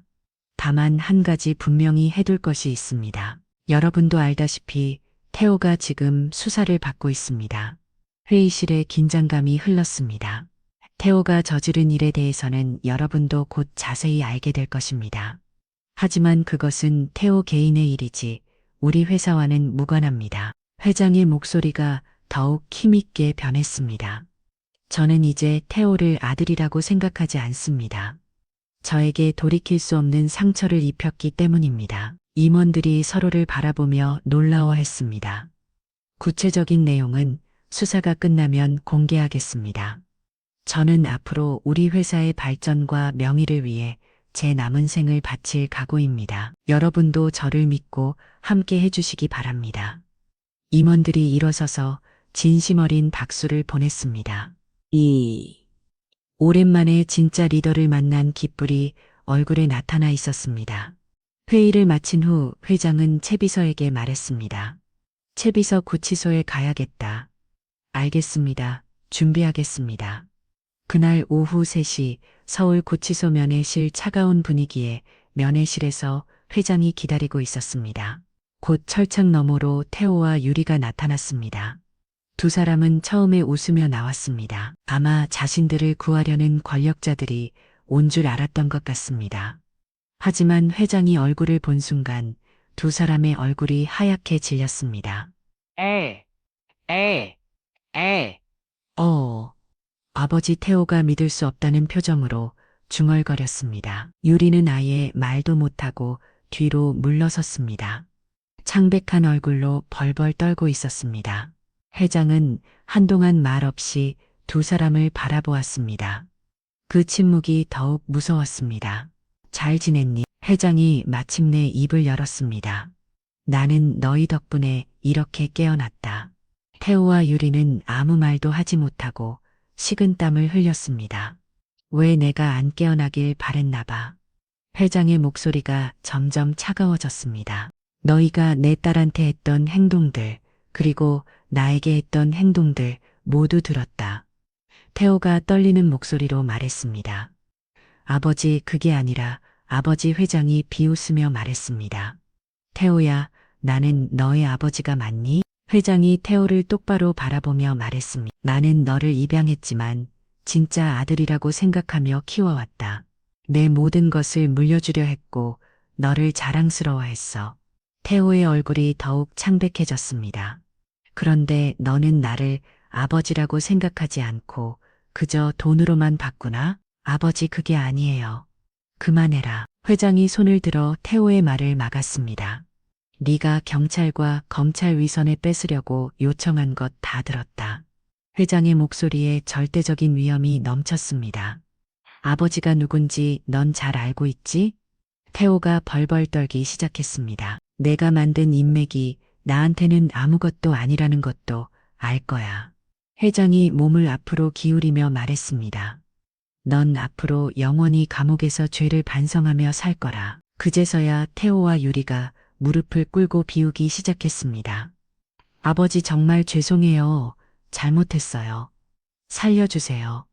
하지만 회장은 냉정했습니다. 너무 늦었다. 무엇보다 내 딸한테 한 너희의 행동들은 절대 용서할 수 없구나. 회장의 목소리에 분노가 섞였습니다. 잘 살아라. 다시는 보지 말자. 구치소에서 나온 회장은 바로 집으로 향했습니다. 영희는 현관에서 아버지를 기다리고 있었습니다. 회장이 얼굴에는 피로와 안도감이 동시에 묻어 있었습니다. 아버지, 괜찮으세요? 회장이 딸의 손을 꽉 잡으며 말했습니다. 영희야, 이제 걱정하지 않아도 돼. 모든 게 잘 끝났다. 네, 태호와 유리 모두 이제 죗값을 치르게 될 거다.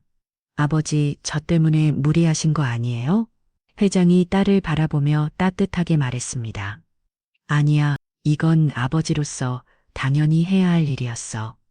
영희의 눈에서 눈물이 글썽였습니다. 두 사람은 거실로 들어가 마주 앉았습니다. 회장이 딸을 바라보며 부드럽게 말했습니다. 영희야, 이제 그 이야기는 그만하고 내 이야기를 듣고 싶구나. 제 이야기요? 그래, 그동안 어떻게 살았는지 아버지는 아무것도 모르잖아. 회장의 목소리에는 42년간 쌓인 그리움이 묻어 있었습니다. 사실 결혼 생활이 그리 쉽지만은 않았어요. 영희가 조심스럽게 자신의 삶을 이야기하기 시작했습니다. 영희의 이야기를 모두 듣자 회장이 작게 말했습니다. 그동안 고생이 많았구나. 회장의 목소리에 미안함이 묻어 있었습니다. 그리고 아들 민준이가 있어요. 영희의 얼굴이 밝아졌습니다. 하나뿐인 자랑스러운 아들이에요. 서울대를 나왔거든요. 서울대를 내 손자가. 회장의 얼굴이 환해졌습니다. 그런데 영희의 표정이 다시 어두워졌습니다. 아들의 시각장애 이야기를 해야 했습니다. 그 이야기를 들은 회장의 손이 꽉 쥐어졌습니다. 치료는 가능한 거야? 각막 이식을 하면 시력을 되찾을 수 있다고 해요. 하지만 영희가 한숨을 쉬며 말했습니다. 각막 기증자를 찾기가 어려워요. 회장은 딸의 말을 들으며 가슴이 무너져 내렸습니다. 그래서 지금은 아주버님 댁에서 지내고 있어요. 영희야, 회장이 딸의 손을 꽉 잡으며 말했습니다. 이제 걱정하지 마라. 아버지가 다 해결할 테니까 어서 민준이를 집으로 데려오자. 우리가 같이 살자. 아버지 영희의 눈에서 뜨거운 눈물이 흘러내렸습니다. 하지만 영희의 마음 한 구석에는 궁금증이 하나 남아 있었습니다. 이렇게 나를 아끼시는데 왜 나를 떠나신 걸까? 하지만 지금은 아직 그 질문을 할 때가 아니라는 생각이 들었습니다. 그리고 때가 되면 아버지가 스스로 이야기할 거라고 생각하고 기다리기로 했습니다. 회장은 주방에 있던 가정부 순덕을 조용히 불렀습니다. 순덕 씨, 네 회장님. 순덕이 다가오자 회장이 깊숙이 인사했습니다. 정말 감사합니다. 회장의 진심 어린 인사에 순덕의 눈에 눈물이 맺혔습니다. 순덕 씨가 아니었다면 우리 딸도 저도 위험했을 거예요. 아닙니다. 회장님, 저는 당연한 일을 했을 뿐이에요. 아니에요. 당신은 우리 가족의 은인입니다. 회장이 순덕의 손을 잡으며 말했습니다. 평생 이 은혜 잊지 않겠습니다. 앞으로도 우리 가족으로 지내주세요. 순덕은 눈물을 흘리며 고개를 끄덕였습니다. 다음 날 저녁, 회장과 영희는 민준이를 데리러 가기 위해 상호의 집으로 향했습니다. 최 비서가 운전하는 고급 세단이 조용한 주택가 골목길을 천천히 지나갔습니다. 회장은 뒷좌석에서 창밖을 바라보며 마음을 다잡고 있었습니다. 아버지 긴장되세요? 영희가 아버지의 떨리는 손을 보며 조심스럽게 물었습니다. 조금 손자를 만날 생각하니 설레는구나. 잠시 후 차는 소박하지만 정갈한 단독주택 앞에 멈췄습니다. 거실 창문으로는 은은한 불빛이 새어나왔고 부엌에서는 설거지를 하는 듯한 소리가 들려왔습니다. 영희가 벨을 눌렀습니다. 네, 누구세요? 익숙한 상호의 목소리가 인터폰으로 들려왔습니다. 아주버님, 저 영희예요. 잠시 후 현관문이 열리고 상의 후 현관문이 열리고 상호가 나타났습니다. 그의 얼굴은 여전히 따뜻하고 인자한 미소를 띠고 있었습니다. 버서와 영희야, 상호가 영희를 반갑게 맞으며 회장을 바라보았습니다. 반갑습니다. 영희한테 이야기 들었습니다. 상호의 목소리에는 진심 어린 반가움이 묻어 있었습니다. 안녕하세요. 늦은 시간에 갑자기 찾아뵈어서 죄송합니다. 회장이 휠체어에 앉은 채로 정중히 고개를 숙였습니다. 아니에요. 언제든지 환영입니다. 해주십니까? 빨리 안으로 들어오세요. 상호가 현관문을 활짝 열어주었습니다. 여보, 영희 왔어. 상호가 부엌 쪽으로 소리쳤습니다. 곧 미경이 앞치마를 두르고 나왔습니다. 영희를 보자마자 얼굴이 환하게 밝아졌습니다. 영희야, 잘 지냈어? 미경이 큰 걸음으로 다가와 영희의 두 손을 꽉 잡았습니다. 형님, 그동안 정말 고마웠어요. 영희의 목소리가 떨리며 눈물이 글썽거리기 시작했습니다. 무슨 소리야? 하나도 안 힘들었어. 미경이 영희의 손을 어루만지며 위로했습니다. 그리고 회장을 바라보며 정중히 인사했습니다.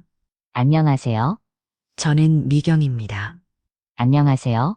그동안 우리 딸과 손자가 신세를 졌다고 들었습니다. 안녕하세요. 정말 감사합니다. 회장이 진심 어린 표정으로 고개를 숙였습니다. 안녕하세요. 저희야말로 영희와 민준이 덕분에 행복하게 지냈어요. 미경이 따뜻하게 미소 지었습니다.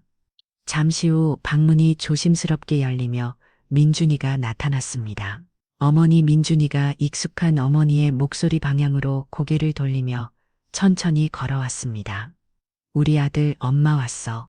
영희가 민준이에게 다가가 손을 잡았습니다. 민준아, 소개시켜줄 사람이 있어. 영희가 민준이의 손을 회장적으로 익으며 말했습니다. 이분이 너의 할아버지야. 민준이가 놀란 듯 멈춰섰습니다. 할아버지, 정말 할아버지이신가요? 민준이가 조심스럽게 할아버지가 계신 방향으로 고개를 돌렸습니다. 회장의 눈에서 벌써 눈물이 흘러내리고 있었습니다. 그래, 우리 손자 민준아, 할아버지가 여기 있어. 회장이 떨리는 목소리로 말했습니다. 민준이가 조심스럽게 할아버지에게 다가왔습니다. 한 걸음, 두 걸음, 마침내 회장이 휠체어 앞에 섰습니다. 할아버지 손 좀 잡아도 될까요? 물론이지. 회장이 떨리는 손을 내밀었습니다. 따뜻해요. 민준이가 할아버지의 손을 두 손으로 감싸며 말했습니다. 죄송하지만 얼굴도 한번 만져봐도 될까요? 그럼. 회장이 민준이의 손을 잡아 자신의 얼굴에 갖다 대었습니다. 민준이가 할아버지의 얼굴을 조심스럽게 만지기 시작했습니다. 미마, 눈썹, 코, 입, 손 끝으로 할아버지의 얼굴을 그려가며 기억하려 했습니다. 제가 지금 할아버지의 모습을 볼 수는 없지만 민준이의 목소리가 떨렸습니다. 누구보다 따뜻하고 강인하고 멋진 분이시라는 걸요. 회장의 눈에서 뜨거운 눈물이 줄줄 흘러내렸습니다. 할아버지, 저에게 와주셔서 감사합니다. 민준이가 깊숙이 고개를 숙이며 말했습니다. 민준아, 회장이 손자를 꽂아가며 울먹였습니다. 할아버지가 너무 늦게 찾았구나. 미안해. 민준이도 할아버지를 꽂아가며 눈물을 흘렸습니다. 상호와 미경도 이 감동적인 장면을 보며 함께 눈물을 흘렸습니다. 한참의 시간이 지나고 가족 모두 소파에 앉아 대화를 나누기 시작했습니다. 그때 회장이 일어나니 상우와 미경이 앉아있는 소파 앞에서 무릎을 꿇었습니다. 어머나, 미경이 깜짝 놀라며 소리쳤습니다. 왜 이러세요? 상우도 당황해야 하며 급히 일어나 회장을 일으키려 했습니다. 일어나세요. 괜찮아요. 하지만 회장은 고개를 깊숙이 숙이며 떨리는 목소리로 말했습니다. 그동안 우리 딸과 손자를 돌봐주셔서 정말 감사합니다. 회장의 목소리가 울먹였습니다. 두 분께서 챙겨주지 않았다면 저는 딸을 만나지 못했을 겁니다. 상우가 회장의 팔을 잡으며 간곡히 말했습니다. 이제 일어나세요. 마침내 회장이 상우와 미경의 도움을 받아 일어났습니다.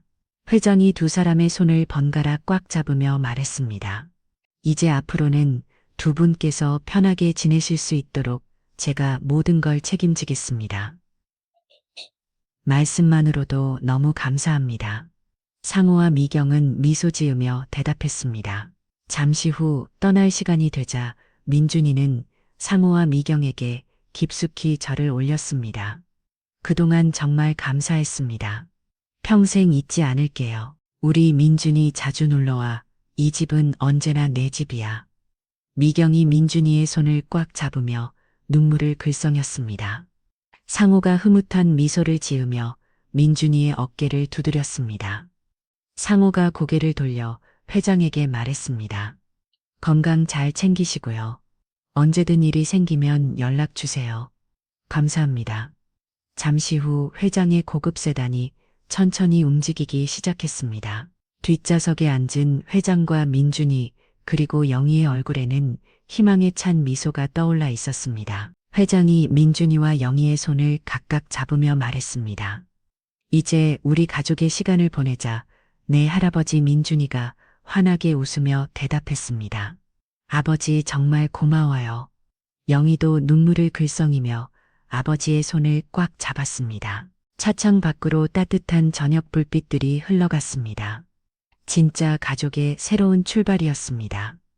그렇게 3개월이 흘렀습니다. 회장은 자신이 없는 동안 망가졌던 회사 복구에 많은 힘을 쏟았고 저녁이면 오김없이 집으로 돌아와 가족과 시간을 보냈습니다. 식탁에서 민준이와 나누는 이야기, 영희와 나누는 소소한 일상 대화들이 그동안 잃어버린 세월을 조금씩 메워주는 것 같았습니다. 민준이는 할아버지가 선물해준 점자, 경영서적들을 하나씩 읽어나가며 지식을 쌓아갔습니다.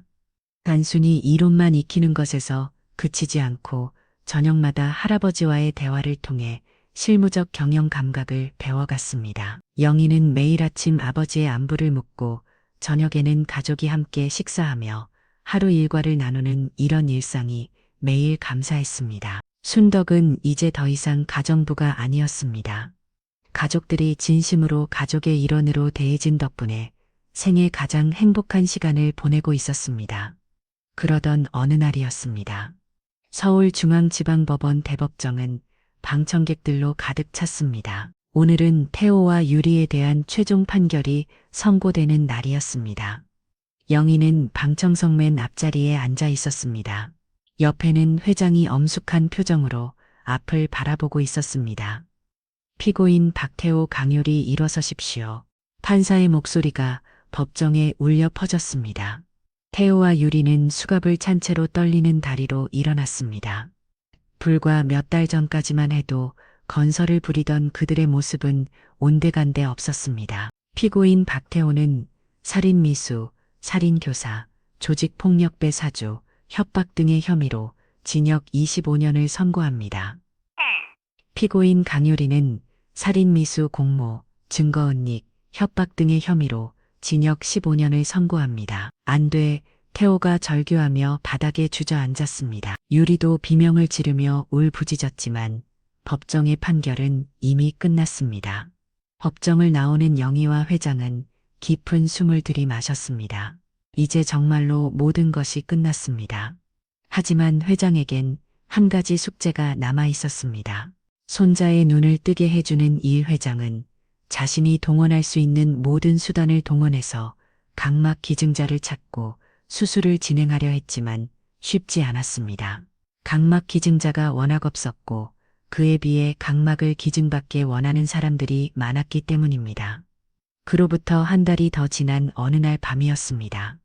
회장이 영희를 조용히 불렀습니다. 영희가 아버지 곁에 앉자 회장이 그동안 한 번도 보지 못했던 진지한 표정을 지었습니다. 영희야, 지금부터 내가 하는 얘기 잘 들어라. 사람은 말이야, 자기가 세상을 떠날 시기를 정확하게 한다. 나는 알아. 내 인생이 얼마나 남지 않았다는 걸. 아버지, 무슨 소리세요? 영희가 깜짝 놀라며 일어서를 했지만 회장이 딸의 손을 잡아 다시 앉았습니다. 내 몸은 내가 가장 잘 알아. 그동안 억지로 버텨온 거야. 회장의 목소리에는 깊은 체념이 묻어 있었습니다. 나는 말이야, 내가 다시 깨어나서 이렇게 너를 만나고 민준이를 만나고 함께 살 거라는 상상은 꿈에도 하지 못했다. 이것만으로도 충분히 기적 같은 일이었어. 아버지, 왜 갑자기 그런 말씀을 하세요? 영희야, 만약에 내가 죽기 전까지 민준이 각막 기증자를 찾지 못한다면 내 각막은 민준이에게 넘겨주거라. 순간 영희 얼굴이 하얗게 질렸습니다. 사실 그동안 너에게 말하지 않은 게 있다. 내 각막이 기증에 적합한지 여러 검사를 받아왔다. 다행히 나에 비해 각막은 아주 좋다고 해. 그러니까 내 각막을 민준이에게. 무슨 소리예요? 그게 아버지, 그런 말씀하지 마세요. 영희가 눈물을 흘리며 소리쳤습니다. 아버지가 없으면 저는 어떻게 살아요? 영희야, 울지 마라. 회장이 딸의 눈물을 닦아주며 말했습니다. 이건 할아버지가 손자에게 줄 수 있는 가장 큰 선물이야. 그리고 영희야. 회장이 영희를 바라보며 눈물을 흘리기 시작했습니다. 그동안 혼자 힘들게 살게 해서 미안했다. 회장의 목소리가 떨렸습니다. 나는 너를 사랑하지 않아서 떠난 게 아니다. 그때 난 사업에 실패했었어. 거액의 빚이 생겼고 사채까지 손을 댔다. 어느 순간 조법들이 찾아와 너를 두고 협박을 하더라. 회장의 눈에서 눈물이 흘러내렸습니다. 돈을 주지 않으면 너를, 아버지는 어쩔 수 없었다. 영희도 눈물을 흘리며 아버지의 말을 들었습니다. 너를 보육원에 잠시 맡겨놓고 나중에 상황이 나아지면 다시 찾으려고 했는데 못 찾았어. 회장이 영희의 손을 꽉 잡으며 말했습니다. 이 못난 아버지를 용서해다. 오, 아버지. 괜찮아요. 영희가 아버지를 꽉 안았습니다. 다 이해해요. 오히려 아버지가 많이 힘드셨죠. 그동안 고생 많으셨어요. 괜찮아요. 이제 두 사람은 서로를 꽉 안고 한참을 울었습니다. 그로부터 몇 개월 후 회장은 정말 거짓말처럼 세상을 떠났습니다. 조용한 아침에 평화롭게 눈을 감았습니다. 그리고 회장의 유언에 따라 각막 이식 수술이 즉시 준비되었습니다. 최고의 의료진이 동원되었고 수술은 완벽하게 성공했습니다. 수술 후 며칠이 지나고 드디어 붕대를 풀 날이 왔습니다. 민준 씨, 천천히 눈을 떠보세요. 의사의 말에 따라 민준이가 조심스럽게 눈을 떴습니다. 어머니 민준이가 떨리는 목소리로 말했습니다. 어머니 얼굴이 보여요. 영희가 아들을 꽉 안으며 눈물을 흘렸습니다. 우리 아들 정말 보이니 보여요. 민준이의 눈에서도 뜨거운 눈물이 흘러내렸습니다. 어머니, 저 부탁이 있어요. 민준이 울먹이며 영희에게 말했습니다. 우리 아들 말해봐. 다 들어줄게. 할아버지 사진을 보여주세요. 우리 할아버지가 어떻게 생겼는지 알고 싶어요. 영희는 그 말에 눈물을 흘리며 그동안 아버지와 민준이가 함께 찍었던 사진들을 핸드폰으로 보여주기 시작했습니다. 민준은 그 사진을 하나 천천히 살펴보며 말했습니다. 역시 제 말이 맞았네요. 너무 멋지시고 따뜻하고 강인해 보이세요. 그 말을 끝으로 민준은 하늘을 바라보며 말했습니다. 감사합니다, 할아버지. 할아버지가 물려주신 이 눈으로 어머니를 잘 모시고 살겠습니다. 몇 년이 흘러 민준이가 30대가 되었을 때 회사 이사로 취임하게 됐습니다. 대회의실에는 모든 임직원들이 모여 있었습니다. 민준이는 정장을 입고 당당하게 연단에 올랐었습니다. 존경하는 임직원 여러분, 민준이의 목소리가 회의실에 올려 퍼졌습니다. 오늘 이 자리에 설 수 있게 된 것은 돌아가신 할아버지의 은혜 덕분입니다. 할아버지께서 보여주신 진정한 사랑과 희생의 의미를 저는 절대 잊지 않겠습니다. 임직원들이 박수를 쳤습니다. 할아버지의 정신을 이어가겠습니다. 이 회사를 더욱 발전시켜 사회에 기여하는 기업으로 만들겠습니다. 할아버지께서 제기 주신 이 눈으로 더 멀리, 더 넓게 보며 회사를 이끌어 가겠습니다. 민준이의 감동적인 연설에 모든 사람들이 기립박수를 보냈습니다. 취임식이 끝난 후 민준이와 영희, 순떡 세 명은 회장의 묘소를 찾았습니다. 푸른 언덕 위에 자리 잡은 묘소는 회사를 받아 따뜻하게 빛나고 있었습니다.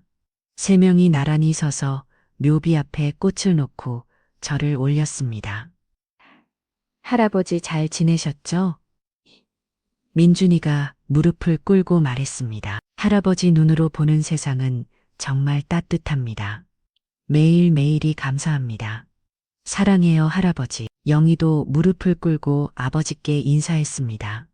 아버지와 함께했던 짧은 시간은 제 인생에서 가장 행복한 시간이었습니다. 사랑해요. 영원히 순떡도 깊숙이 절을 올리며 말했습니다. 회장님, 저희 잘 살고 있어요. 영희 씨랑 민준이 저 끝까지 행복하게 살다 갈 테니까 걱정하지 마시고 푹 쉬세요. 따뜻한 오후 햇살이 세 명을 포근히 감싸주었습니다. 바람이 살랑살랑 불어와 그들의 머리카락을 흔들었습니다. 세 명은 한참을 그 자리에 서서 묘소를 바라보았습니다. 그들의 얼굴에는 평화로운 미소가 떠올라 있었습니다. 지금까지 한 가족의 아름다운 재회의 이야기를 들어주셔서 감사합니다. 이 가족에게 하고 싶은 이야기가 있다면 댓글 달아주세요. 그럼 오늘도 건강한 하루 되시고 다음에도 좋은 이야기로 찾아오겠습니다. 구름 같은 이야기였습니다.